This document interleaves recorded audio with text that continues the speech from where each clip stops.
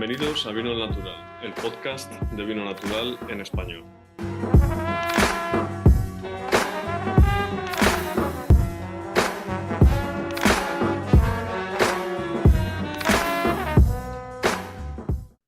Hoy tenemos con nosotros a Iker de Viñedos Onza, en la Rioja Alavesa, que ya discutiremos un poco también de este tema de si es Rioja o es Alavesa, o es las dos. Bueno, es la primera persona de la región de Rioja que entrevistamos, que quizás a nivel latinoamericano y mundial es la zona que cuando hablas de España a día de hoy más se conoce. Pero bueno, queríamos hablar con alguien con una filosofía un poco diferente a lo que viene a ser el estándar de Rioja, vamos a llamarlo así, sin herir sensibilidades, que es un tipo de vino pues muy basado en la uva tempranillo, con sus 13 grados de alcohol, etcétera, que también es una invención relativamente moderna, ¿no? Pero, pero que bueno, que ha conquistado el mundo y se ha convertido un poco en el estandarte de lo que es el vino de España en el exterior. Y bueno, queríamos conocer un proyecto un poco diferente y queríamos ubicar a Iker, que nos conocimos ahí en la Feria de Vino Natural de Barcelona el año pasado. Así que si quieres, cuéntanos un poco dónde estás y cómo llegas donde estás y qué es lo que haces. Bueno, pues hola, ¿qué tal? Eh, pues físicamente estamos en Labraza, Rioja Alavesa, es en la comunidad autónoma del País Vasco, pero en la frontera con Navarra, La Rioja y bueno, el País Vasco. Estamos a 700 metros de altitud, en un clima que tiene una tendencia mediterránea por el Valle del Ebro, en el que estamos ubicados, pero bueno, con unas matizaciones pues de clima de media montaña por la altitud en la que nos ubicamos.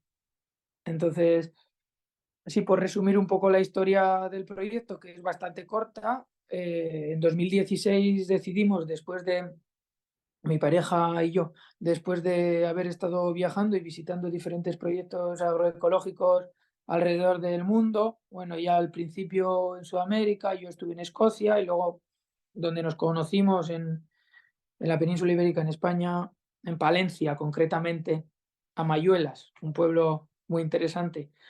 Eh, pues decidimos seguir juntos, estábamos investigando otras formas de organización social y otras formas de agricultura, como era la agricultura orgánica o ecológica o la biodinámica.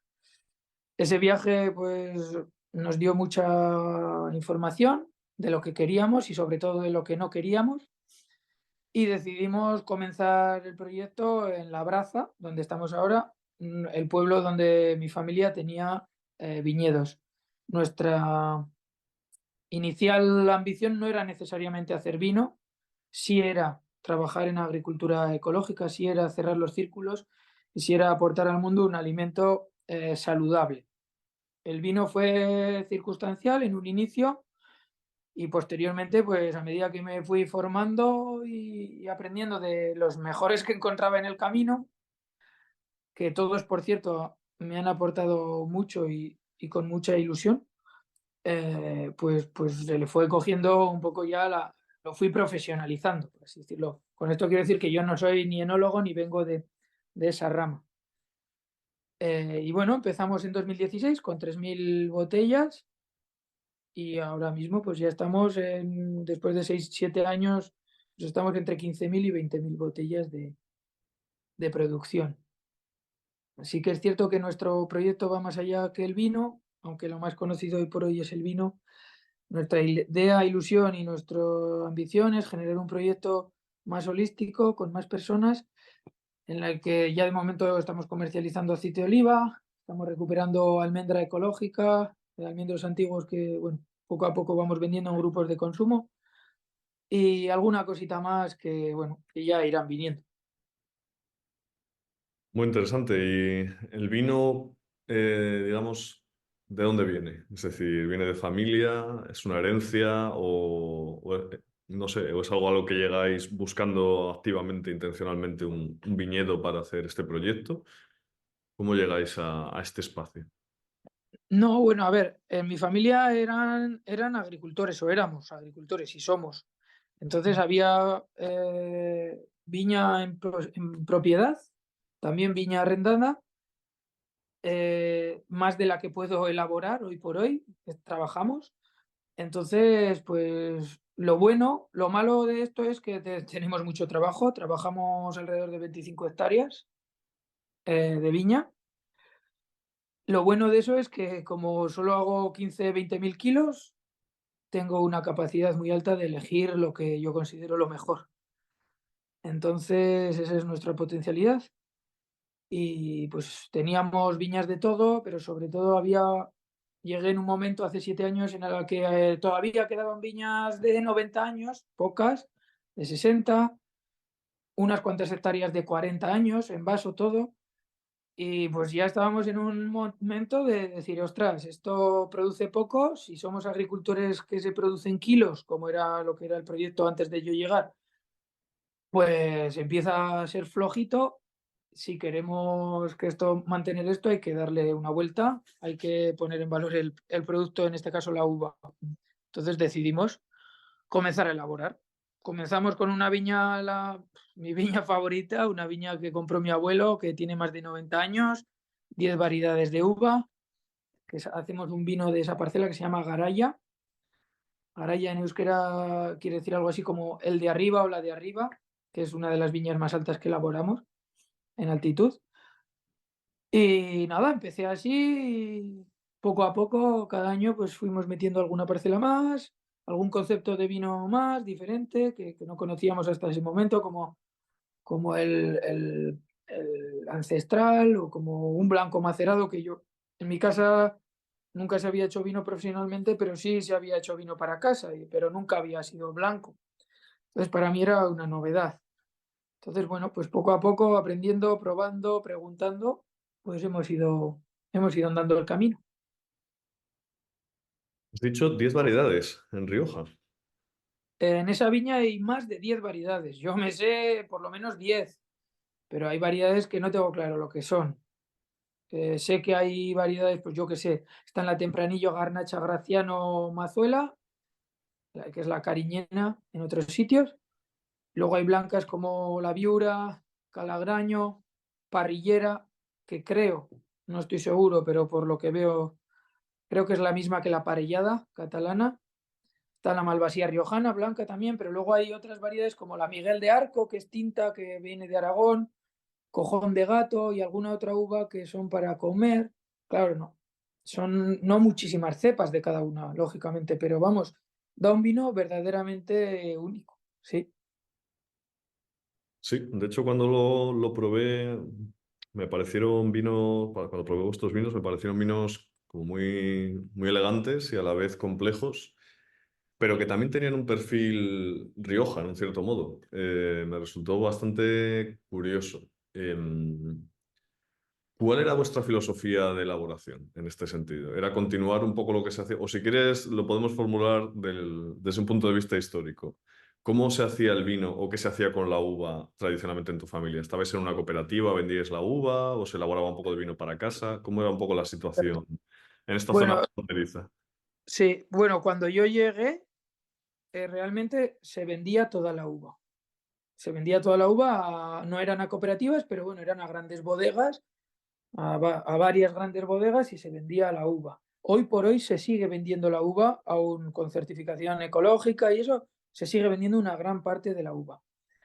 Eh, entonces, porque nuestra filosofía un poco ha sido desde el principio, vamos a elaborar lo que podemos vender con un esfuerzo moderado de comercialización, porque si no, entonces perdemos ya el norte y pues nos convertimos básicamente en comerciales, que es lo más rentable seguramente que hay, pero al final no es para lo que nos quedamos aquí. Entonces, venimos de una familia donde se vendía la uva, pero también es cierto que tengo oído, aunque no lo he visto, que hay algún diploma por ahí de mi bisabuelo que ganó algún premio de vino de Rioja o de Rioja Alavesa en la Lóndiga de Bilbao. Bueno, siempre se hizo vino en mi casa. Si no era para casa, era para vender un poco de Strangis. Y el vino que se hacía básicamente era, cuando yo llegué al menos, porque lo otro ya son un poco suposiciones, cuando yo llegué básicamente era tempranillo con algo de garnacha y o mazuela, maceraciones carbónicas, todo, pero en mi casa no se hacía la maceración carbónica típica de Rioja Alavesa de 7 días. No, se terminaban las fermentaciones y se tiraban 14 días con maceración carbónica, 15 días con maceración carbónica, a lo último pisada. Entonces, no sé hasta qué punto eso le podemos llamar maceración carbónica o no, pero bueno, aquí le llamábamos así. Y luego se guardaba en depósitos de hormigón en una cueva, en un calao bajo tierra. Entonces ese era el perfil de vino que yo sabía hacer, entre comillas, que tampoco lo sabía hacer porque lo hacía mi padre, pero bueno, que yo tenía una referencia de hacer. Sí que es cierto que hay un vino que intenta emular eso, con un poco de innovación, con un poco de tal, que es nuestro vino Onza, que es el vino de pueblo y que elegimos uva cada año según nos parece de un sitio o de otro, tiene una base de tempranillo y le metemos garnacha y mazuela.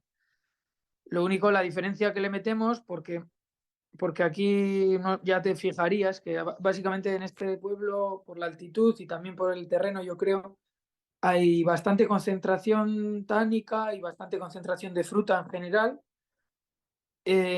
Solo da de por sí. Entonces, pues le meto pues algo de crianza en roble y tinaja para limar un poco estos vinos que, de seguir su curso natural, sería interesante tenerlos 2 años en bodega, 2 inviernos en bodega. Pero bueno, la logística que tenemos es la que tenemos, el sitio que tenemos es el que tenemos y hacemos pues lo mejor que podemos.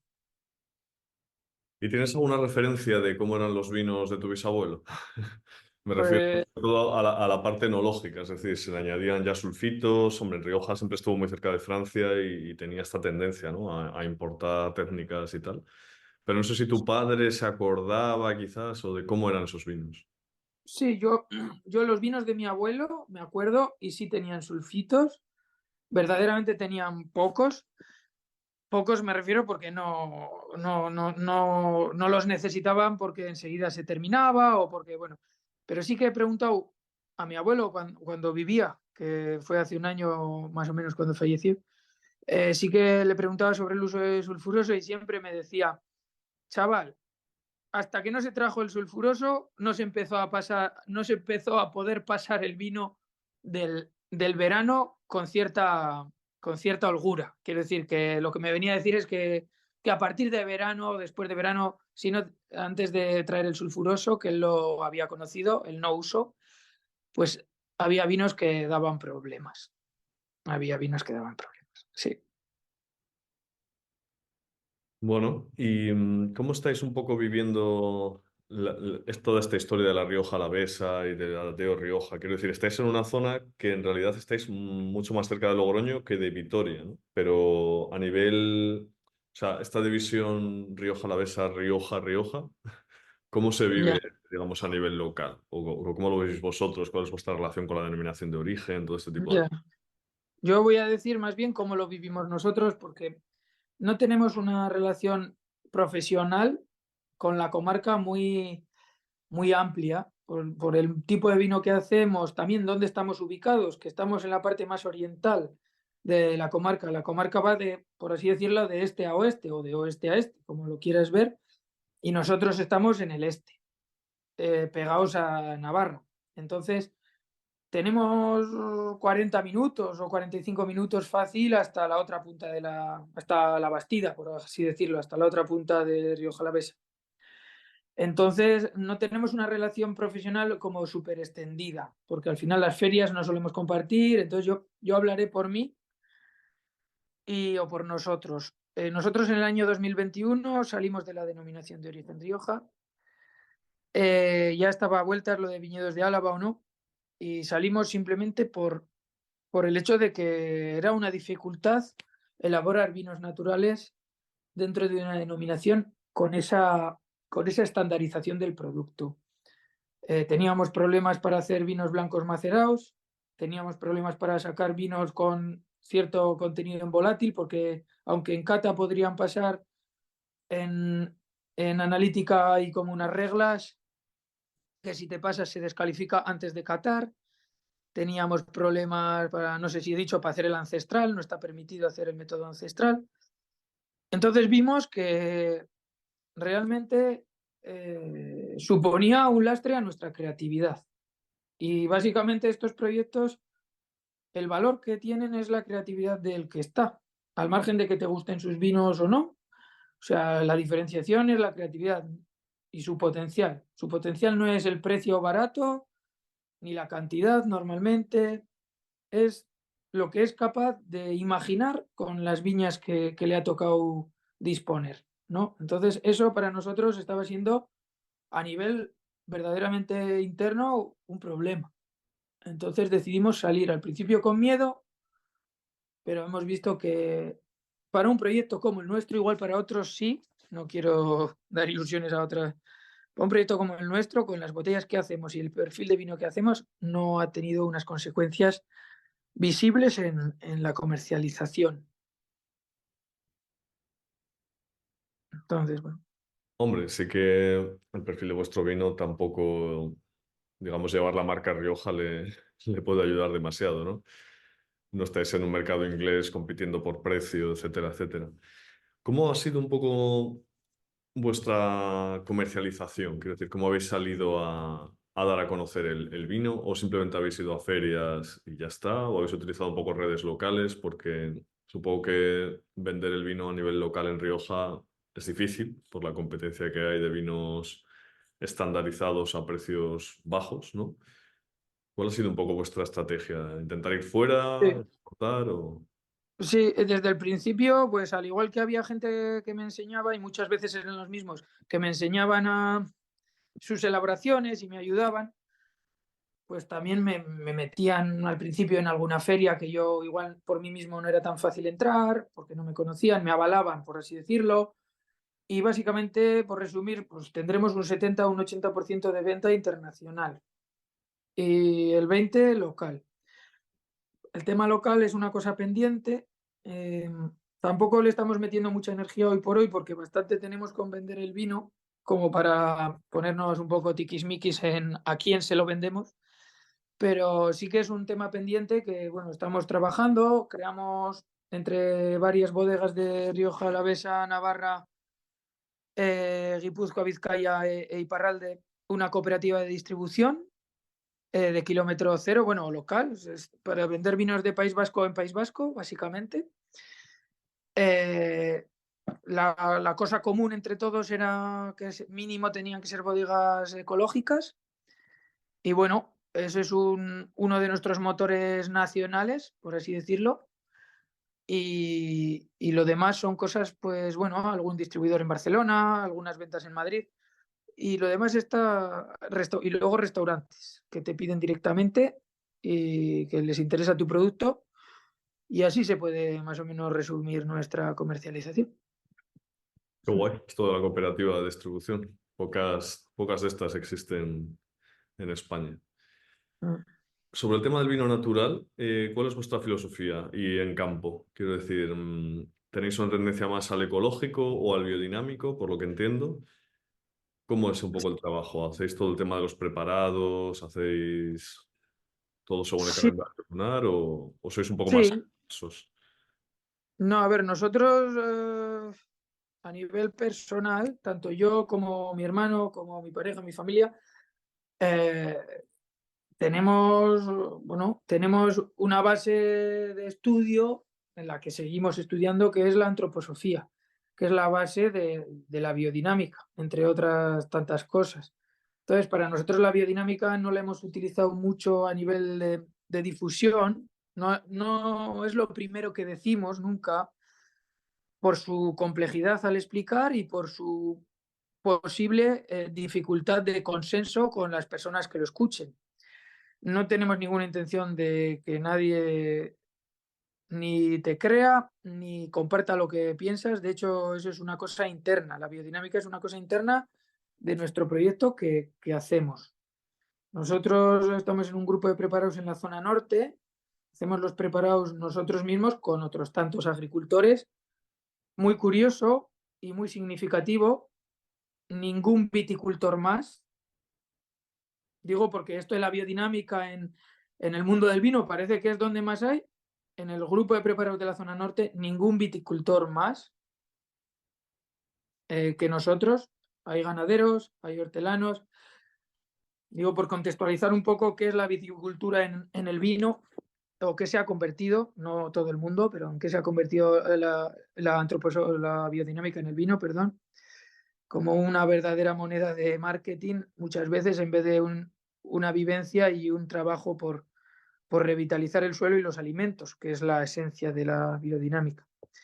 Entonces, bueno, yo me siento mucho más identificado con la palabra biodinámico que con la de natural, aunque bien es cierto que desde el principio nosotros comenzamos a hacer vinos sin ningún aditivo. Este último año tuvimos algunos problemas derivados de la climatología y bueno, hemos decidido utilizar dosis mínimas en algunos vinos que hemos considerado que lo requieran pues para asegurar la viabilidad de nuestro proyecto, básicamente.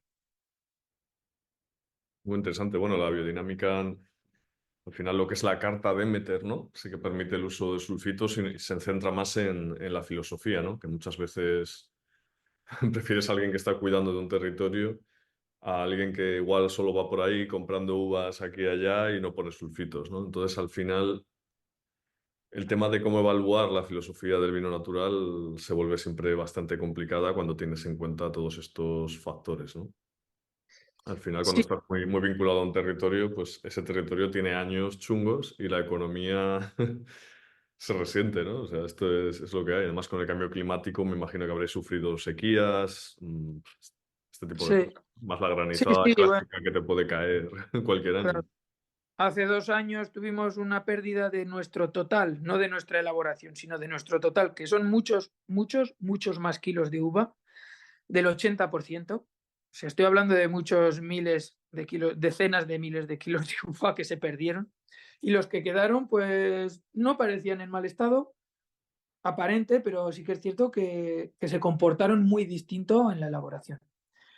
Y pues ese fue un año que nos enseñó que los ideales mueven los proyectos, pero tiene que haber un ápice de practicidad para que esos proyectos, además de tener una dirección, tengan una cohesión y un sentido en el hoy, la tierra, ¿no? Porque si no, pues al final puedes acabar arruinándote por seguir un ideal.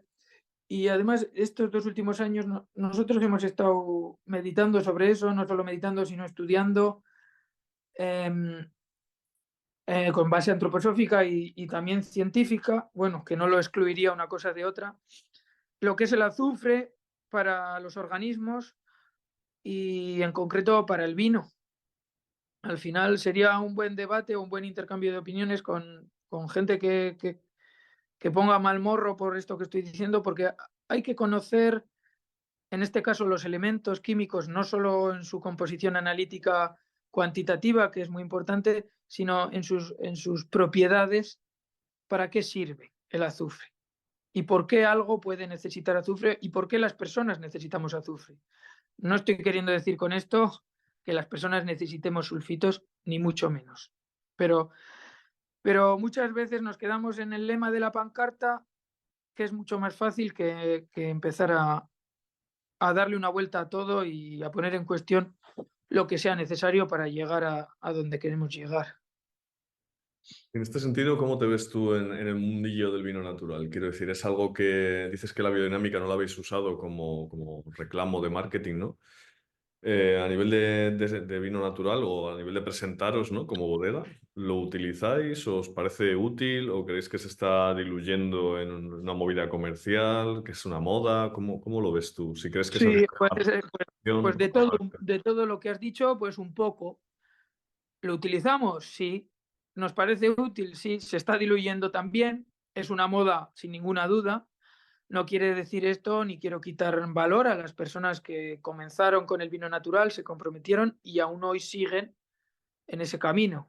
Quiero decir con esto que es una cosa que ha cogido popularidad y como todas las cosas que cogen popularidad, pues tiene lo bueno, que aumenta su consumo, y lo malo, que si no se tienen unas bases claras, que para mí es el caso, por lo menos en España, o por lo menos no sé si claras, pero consensuadas entre una amplia mayoría, pues se diluye el mensaje y hay muchas aves oportunistas que entran por un costado y sin tener uvas, ni sean ecológicas, y tal vez sin hacer vino natural, pues te están ocupando el mercado porque nos dejamos de lado básicamente lo importante. Lo importante también es cierto que es difícil de normativizar, es difícil de cuantificar, pero al final para mí lo importante es, en mi opinión, generar o regenerar la tierra si es que lo necesita, generar vida y generar un producto, en este caso el vino u otro cualquiera, que genere salud para las personas que lo toman, que cumpla sus necesidades, no solo físicas, sino de otra índole. Entonces, pues estas cosas, como el que no está muy por ello, parecen abstractas, pues te hacen así con la mano, se descojonan un poco y empezamos a hablar de cuántos miligramos se necesitan para ser natural. Pero bueno, yo qué sé, nosotros el vino natural lo consideramos que lo hacemos como el aceite, como la almendra, como el cereal que estamos empezando a producir con certificación ecológica. Eh, nosotros no podemos perder demasiado tiempo o energía en algo que consideramos que hoy por hoy pues está costando salir de su bache, que espero que entre todos se consiga sacar más adelante. Y hablabas antes de que tenéis muchas más hectáreas de producción de uva. No sé si nos puedes describir un poco lo que es la finca o las fincas, cómo serían, cómo es el cuidado, cómo Sí, es la biodinámica en las hectáreas totales que tenéis. No sé si nos vale. puedes trasladar un Sí. poco allí. A ver, el tema es que pues tenemos, esto es una zona de media montaña, por así decirlo, no tiene la concentración parcelaria hecha, con lo positivo que esto implica para la diversidad de parcelas, parcelitas, orientaciones, porque es un terreno bastante escabroso, o sea, con muchos valles, y la dificultad que eso genera, que no es lo mismo tener 10 hectáreas en una finca que tener 10 hectáreas en 20 fincas, a nivel de trabajo y de coste. Entonces, bueno, la biodinámica que nosotros realizamos, siendo sinceros, no la realizamos en las 25 hectáreas, ni mucho menos. Nos centramos pues en de 7 a 14 hectáreas, eh, y pues esto es un proceso, vamos ampliando, y pues básicamente hacemos compost. Este año pues ya tenemos preparados nuestros montones de compost con sus preparados para sacar el año que viene. Echamos los preparados, el preparado 500. Antes lo echábamos a mano, ahora este año nos habíamos preparado una máquina para meterla al tractor, el 501 lo mismo. Y bueno, estamos con el tema de los animales, hemos traído 2 caballos al organismo granja para que aporten esto que en biodinámica se llama astralidad, que aporten eso que necesita el organismo. Evidentemente, 2 caballos tal vez o casi seguro no sea suficiente, pero es cierto que para las personas que estamos aquí, meter animales es un esfuerzo grande, sobre todo es un nuevo oficio del que, a pesar de venir de familias de ganaderos, que era mi abuelo, mis 2 abuelos, y para mí ser mi pasión, pues realmente hasta que no los tienes no sabes lo que implica en tu día a día, entonces vamos poco a poco y, y eso es lo que te puedo decir. Para nosotros es un proceso de aprendizaje en la biodinámica en el cual activamente invertimos tiempo tanto en la ejecución como en la formación. Muy interesante. Bueno, para ir cerrando, te quería preguntar también sobre cómo crees que afectará el etiquetado de ingredientes a los vinos. ¿Tú crees que va a ser una cosa importante o que o sea, al final era un reclamo de la gente del vino natural, ¿no? Que se etiquetasen los ingredientes y esto ahora ya llega con sus problemas, ¿no? Porque no se etiquetan los coadyuvantes enológicos o los aditivos. ¿Tú crees que Ya, va a ser un cambio para que el consumidor se dé cuenta de lo que llevan los vinos o no va a ser algo muy relevante? uf, pues no sé qué decir, porque yo no conozco ni lo que implica realmente, porque voy un poco siempre detrás de esas cosas.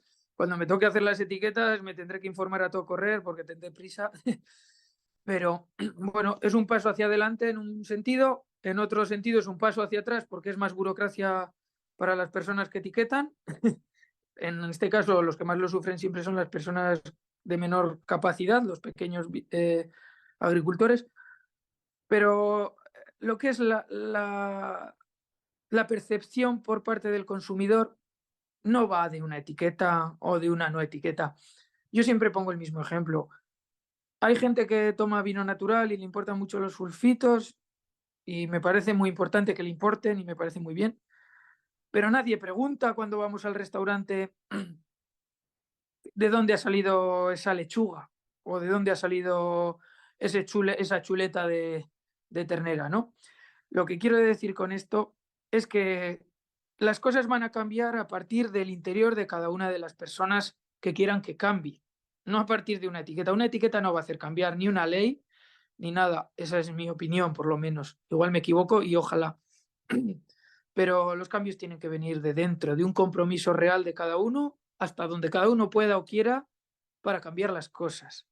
Delegar el cambio, en este caso en la legislación, o en la política, o en la, yo qué sé, en la interprofesional, me da igual, es, desde mi punto de vista, una irresponsabilidad de cada uno de nosotros. Entonces, en el momento que haya gente que de verdad se preocupe por su salud, no solo en el vino, sino en sus hábitos, sino en su... y entienda por qué es importante comer sano, qué implica comer sanos, no solo a nivel físico, sino a otros niveles, qué repercusiones tiene para el ser humano y su evolución, pues empezaremos a ver cambios sustanciales en el consumo. Mientras tanto, todo irá por modas, por golpes de legislación, por golpes de dinero a nivel de promoción y en una medida u otra la gente en cierta forma se dejará llevar por lo que toque dejarse llevar. Es un poco pesimista, lo sé, este discurso, pero es que realmente es lo que siento. Bueno, no lo veo pesimista, lo veo realista. Y bueno, Iker, para ir terminando, que ya llevamos un ratito, te quería preguntar por cómo bebes y si sigues la tradición familiar que me imagino que sería beber con las comidas o bebes aparte o catas, bebes en la bodega, bebes con los amigos o bebes cerveza porque no puedes beber nada que te guste. ¿Cómo bebes? Pues, yo he de reconocer que no soy un gran bebedor, yo no soy un gran consumidor de vino ni de alcohol, no por ninguna religión ni por ninguna cosa mía, simplemente pues porque pues, si me junto con amigos bebo vino, si come en comidas o cenas, si voy al bar, que no voy mucho a veces, o si hay vinos para que me merezcan a mí la pena, naturales o por lo menos algo que merezca la pena, bebo vino y, y si no, pues bebo agua. Así, así de claro. Entonces, sí que cato mucho o todo lo que puedo. Siempre aprovechamos las ferias para intercambiar botellas con otras bodegas y me interesa mucho probar lo que hacen otros compañeros, tanto nacional como internacionalmente, sobre todo para aprender y ver otros perfiles de cata que siempre te abren universos de elaboración y nada más. Eso te puedo decir. Muy bien, me parece muy bien. ¿Y difiere entonces de los patrones familiares o no? O sea, ¿se bebía vino en tu casa o tampoco era muy habitual? Sí, sí, en mi casa se bebía y se bebe vino cuando nos juntamos con la familia. Y sí que es cierto que los patrones familiares, gracias a tener un mini bodeguero en la familia, pues van cambiando. Porque como yo no me gusta abrirme una botella de cualquier compañero nuestro y bebérmela yo solo, porque muchas veces pues me bebo dos copas y no bebo más, y luego el vino acaba poniéndose, desperdiciándose, porque se pasan unos cuantos días, pues muchas veces los abro en familia o los abro con amigos. Y ya llega un punto en el que las cenas o comidas familiares, tanto cercanas como un poco más amplias, pues Iker trae botellas de vino y muchas veces no son las suyas, son las de sus compañeros y traigo cosas de, joder, para mí cosas espectaculares de, pues, de Julián Ruiz de La Mancha, que claro, son el opuesto a lo que aquí se bebe. Son cosas ya muy radicales, pero que me divierte sacarlas a gente que no tiene esa costumbre. Y al principio pues no las entendían y no les gustaban, pero bueno, ya se van haciendo y con sus límites, y menos mal, van teniendo un perfil, una capacidad de beber vinos pues más amplia.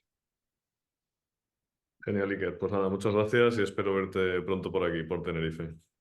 Pues ojalá. Muchas gracias a vosotros. Un saludo.